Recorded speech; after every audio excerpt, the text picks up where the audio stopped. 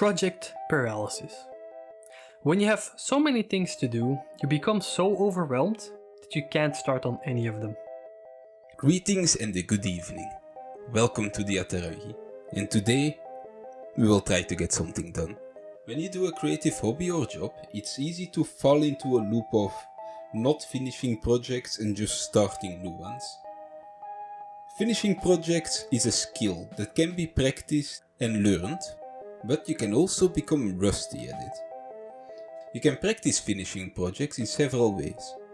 Today we will cover 3 of them. One for 3D art, one for music, and one for general big projects. Let's start with the one for the general big project. What you need to do here is to work for no more than 60 minutes a day on your project. This way you will learn to divide your project into smaller parts. You will be surprised by how much work you can get done by working in small bursts spread over the week instead of relying on a rare big window of time. Now let's move on to the Blender project. Doing a follow along is a great way to get something done. It's like doing one of those paint alongs with Bob Ross. There's a clear start and a clear end to the project. This way you can get things done considerably easier. I did the Toadstool follow along by Grant Abbott. As you can see in the time lapse, I stick fairly close to the video. My shapes and colors are slightly different as they will always be. But I just follow the project, it's a simple project, to get out of a rut. It's very relaxing and fun to just paint an object and follow along with some instructions. But I can give you a little hint that's not in the video. Most of these painted texture type things use an emissive shader. But if you want to keep shadows working the way they normally do, you can just use your normal shader and turn up the roughness and down the specular. This way you can get rid of most of the lighting interactions, but the shadows will still work. Here is my result. I'll talk about the grass that's in the picture in a future video. Doing a follow along will help you get back into a software package after being absent for a while.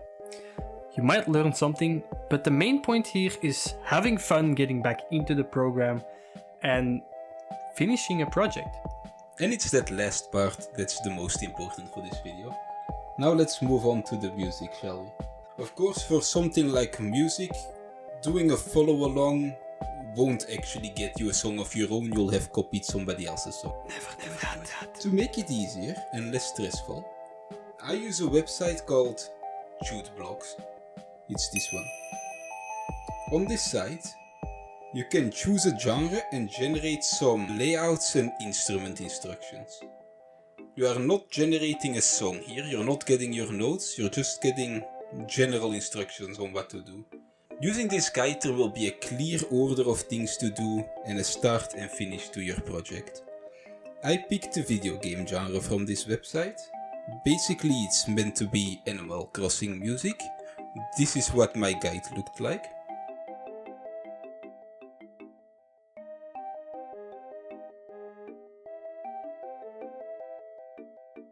As you will see when we go over the song, I did not follow this guide exactly. So let's go over the process. I started with the drums. Most of my drums come from this sample pack by Snail's House. Then I did the 4 variants of the chords.